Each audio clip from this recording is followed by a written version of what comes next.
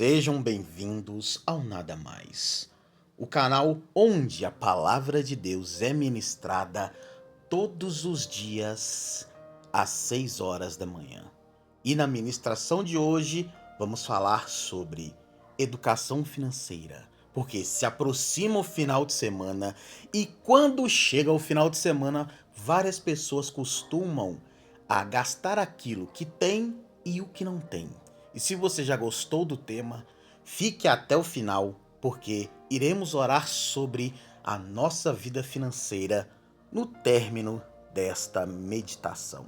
E o nosso texto base, ainda dentro do livro de Provérbios, agora está no capítulo 3, versos 9 e 10, que diz bem assim, ó: honra ao Senhor com os teus bens e com a primeira parte de todos os teus ganhos, e se encherão os teus celeiros, e transbordarão de vinho os teus lagares. O escritor de Provérbios, o grande rei Salomão, nos ensina uma coisa: quando o que vem nas tuas mãos, sejam 10 reais, 5 reais, 1 real, quando você tira uma parte, que são apenas 10% de todos os teus ganhos mensais, e entrega na casa do Senhor, assim como está escrito em Malaquias 3, versos 10 e 11, Deus ele vai te honrar de forma tremenda e poderosa. Está aqui alguém, meu querido e minha querida, que nos últimos anos tem feito isso. Tudo, mas eu disse tudo que vem para as minhas mãos, eu tiro primeiramente a parte de Deus, entrego na casa de oração e falo: Senhor, agora o resto eu posso ficar para mim. Agora o resto o Senhor vai me direcionar para que eu venha gastar de acordo com aquilo que eu vejo que está em falta na minha casa. E Deus tem abençoado e muito a minha vida. Queridos e queridas, se você escutar aí alguém falando que não entrega seu dízimo, o líder espiritual da igreja, seja ela qual for, pode ser um padre, um pastor, ele vai pegar este dinheiro e vai usá-lo para ele. Aí, se você fizer este tipo de coisa e escutar esse tipo de pessoa, você está pecando. Meu amado e minha amada, a palavra de Deus fala que no dia do juízo, lá em Apocalipse, todos vão prestar contas. Todos. Eu disse todos.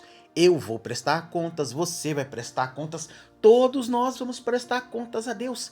E se as pessoas pegam o dízimo e a oferta e colocam no bolso, o líder de qualquer ministério fizer isto, ele vai acertar as contas com Deus. Porque em Jeremias 23, Ezequiel 34 fala: ai dos pastores que não cuidam das ovelhas, que só sabem tirar dela o pelo, que seria a lã, ou o dinheiro do dízimo, e ficam para si. Então não se preocupa. Se tem gente que usufrui da parte do Senhor, esses vão prestar contas para Deus. A mesma coisa aconteceu com o rei Saul.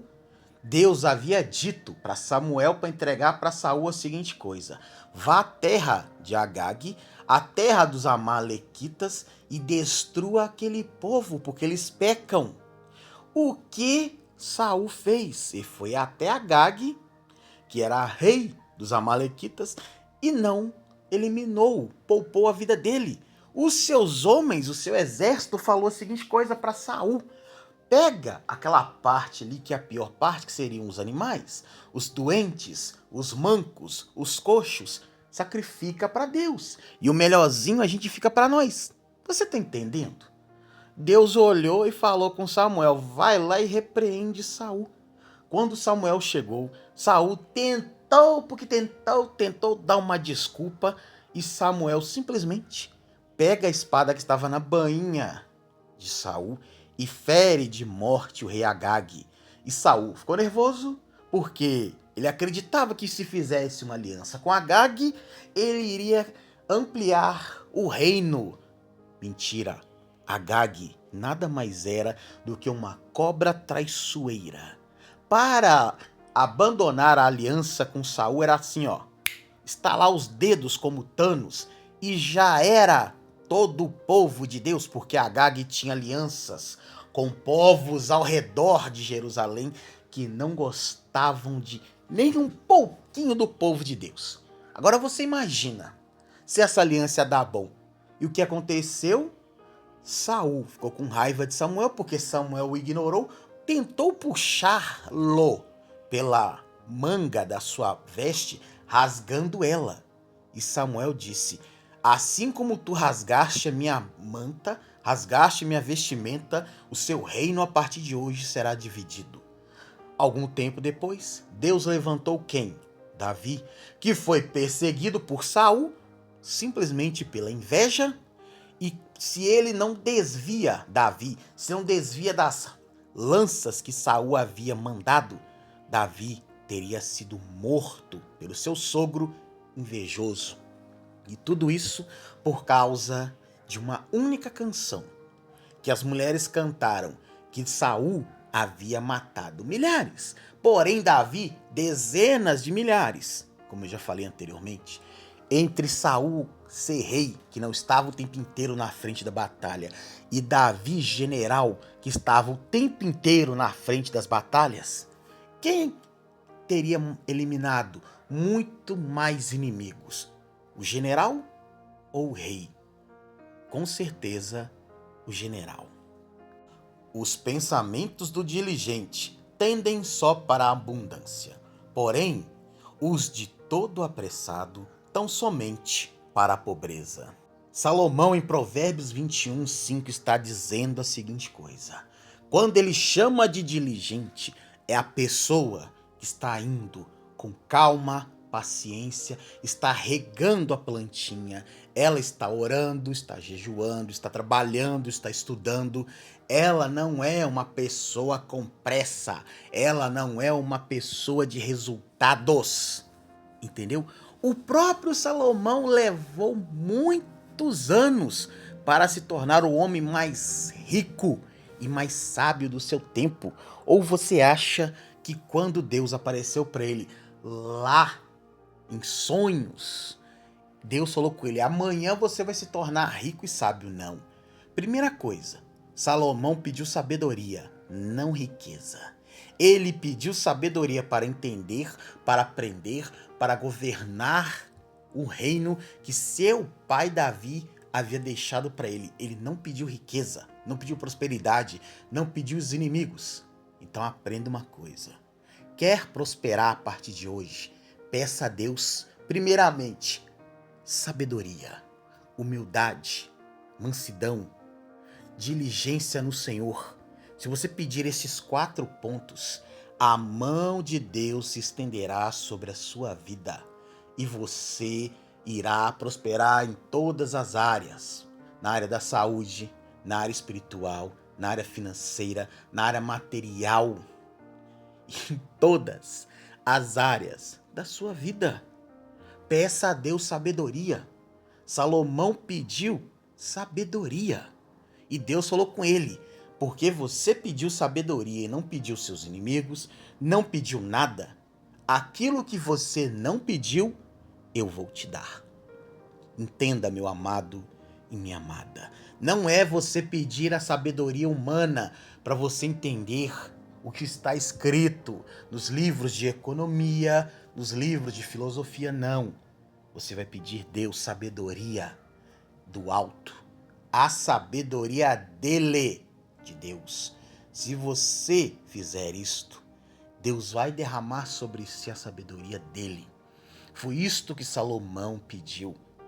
Salomão, ele entendeu que pela sua força do braço ele não ia, apesar de ser um jovem quando ele pediu Deus sabedoria. Você entendeu? Deus deu a Salomão, no auge dos seus 15, 16 anos, uma sabedoria sobrenatural, uma sabedoria incomum que fez com que ele em pouco tempo se tornasse próspero e rico e conhecido em todo o mundo na sua época. Tanto que até os dias de hoje, a própria palavra deixou bem claro para Salomão. Falou assim: Deus, Não haverá homem mais rico e mais sábio do que tu és, Salomão. O próprio Deus deixou isso bem claro para Salomão. Aí você acha que hoje existe um homem que teve a maior sabedoria como Salomão? Só existe um, foi Jesus Cristo.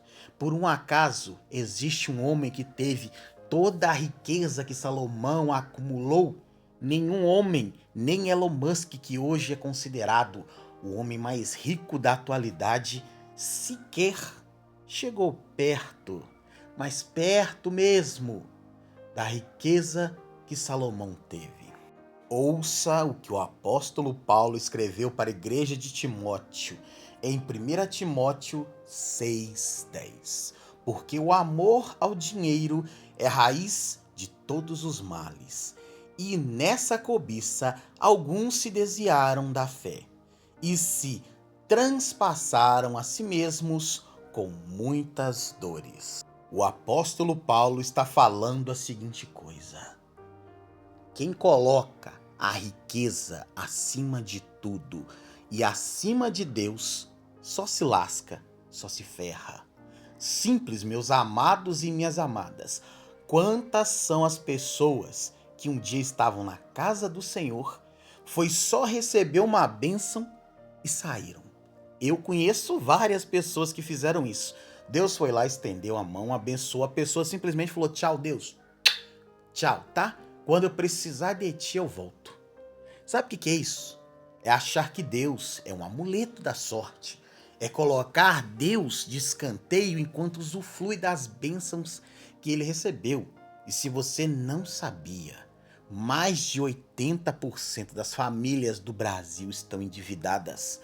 Muitas são as pessoas que se endividaram simplesmente para fazer, sabe o quê? Caprichos. Atender caprichos. E aí tu me pergunta, como assim caprichos? A pessoa não precisava fazer um procedimento estético, ela vai lá e se endivida. A pessoa não precisava trocar que fosse o seu iPhone 16 pelo 17, porque se você não tiver o iPhone colorido da época, você é ultrapassado. Amigos e amigas, irmãos e irmãs, quantas são as pessoas que têm telefone que está funcionando de uma forma muito tranquila e vão lá e se endividam em comprar um aparelho de 12, 13 mil reais? Quantas são as pessoas que têm um carrinho que custa 30 mil, vai lá e se endivida e pega um de 150, 200, 300, só porque melhorou financeiramente o seu salário? Porque a sociedade vai te julgar se você continuar naquela situação. Quantas são as pessoas que tiveram um aumento salarial, moravam em um bairro tranquilo e agora, pelo status, querem morar em um bairro melhor? Não sou contra isso acontecer, mas tudo tem o seu tempo determinado debaixo do sol. Eclesiastes fala isso. Há tempo para tudo. Amado e amada, não é tempo de você se endividar para aparecer para a sociedade. A sociedade não está nem aí. Não está nem aí. Eu vou te falar uma coisa. Há uns anos atrás, um homem na Alemanha, também conhecido como o Bigodinho, teve uma brilhante ideia, segundo ele: pegar o povo judeu e exterminá-los da face da terra. Ele levou isso para a sociedade. O que a sociedade fez? Bateu palmas e concordou e ajudou a pegar os judeus e levá-los para os campos de extermínio. Alguns anos atrás, muitos anos atrás, alguém teve a brilhante ideia da sociedade da época em soltar Barrabás e prender Jesus. Você está entendendo? Há muitos anos atrás, o rei do Congo teve a brilhante ideia, junto com a sociedade daquela época, de prender os mais pobres e vendê-los como escravos, principalmente para países que pagavam pelo trabalho dos escravos. Você está entendendo? Há muito tempo atrás, José foi jogado no poço e vendido como escravo, porque uma mini sociedade dos seus 10 irmãos tiveram a brilhante ideia de eliminar o problema. Você está entendendo? E quando você escutar uma coisa, a voz do povo é a voz de Deus, é mentira. Não é verdade. A voz de Deus nunca será a voz do povo, porque o povo gritou: crucifica, crucifica. Aprenda como José no Egito fez. José, durante 7 anos, ele guardou recursos, ele guardou trigo, ele guardou alimentos, porque ele sabia que 7 anos depois, o mundo enfrentaria uma grande luta. O mundo enfrentaria 7 longos anos de falta, 7 longos anos de escassez. Aprenda uma coisa, amado e amada, não é vergonha, não é pecado você guardar recursos. Pecado é você consumi-los por completo, como os gafanhotos fazem quando eles atacam as lavouras. Isto é vergonha, isto é pecado. Você abrir mão durante um certo tempo de algumas coisas que você anseia não é pecado. Pecado é você se endividar, pecado é você torrar tudo e depois você ficar ali no limite para pagar um cartão de crédito, sendo que na sua casa falta arroz, feijão, carne, ovos, falta alimento. E aí sim é pecado. Amém? Portanto, nesse momento, vamos orar para que Deus nos dê entendimento para aprendermos a termos educação financeira. Porque eu, assim como você, também dependo da graça de Deus. Eu, assim como você, tenho minhas dívidas. Eu, assim como você, tenho compromissos que são quitados todos os meses. Mas se nós não colocarmos a presença de Deus aqui, na nossa mente, a gente tá ferrado. Então entenda uma coisa. Ouça quando Deus falar com você. É tempo de investir. É tempo de plantar. Não é tempo de colher. Simples assim. Você vai entender que se você plantar uma semente hoje e amanhã você desenterrá-la achando que ela já floresceu, que ela já cresceu, você vai matar a semente. Plante a semente e deixa crescer de forma natural. Vá regando com água, vá adubando ela e assim ela vai crescer. Ela vai se tornar uma grande árvore frondosa. Assim é a nossa vida e assim tem que ser a nossa educação financeira. Feche os seus olhos, você que pode, oremos. Pai querido, Pai amado, em nome de Jesus, entendemos que hoje temos que ter educação financeira. Não vamos desenterrar a semente que já plantamos na pressa, na ansiedade, para podermos ver se já deu frutos. Não, Pai. Melhor obedecer do que sacrificar. É melhor regar esta plantação do jeito que o Senhor nos ensina. Sim, Pai. É melhor termos sabedoria que vem do alto. Assim como o Senhor ensinou a Salomão, ensinou a Davi, ensinou a muitos. Ensina-nos, Pai, a entendermos que é melhor plantarmos hoje para que no futuro venha crescer e venha multiplicar, do que ficarmos ansiosos com qualquer coisa. Tira, Senhor, da nossa mente e do nosso coração esta ansiedade. Tira, Pai, da nossa vida essa vontade de crescer, essa vontade de ser alguém sem nunca ter plantado, sem nunca ter feito nada. Porque acreditamos sim hoje que para sermos alguém, para termos alguma coisa em nossa vida, precisamos plantar primeiro para que no futuro a gente vá colher. Assim, Pai, como o Senhor disse na sua palavra, que o Senhor alimenta as aves do céu, alimenta os lírios do campo, nós somos muito melhores do que um lírio do campo, do que uma ave do céu. Sim, Pai, em nome de Jesus, É o que nós te pedimos, Senhor. Disciplina, orientação espiritual e, claro, Pai, afasta do nosso caminho todos aqueles que só querem sugar os nossos recursos, que só querem sugar aquilo que o Senhor plantou em nosso coração para nós sermos no futuro.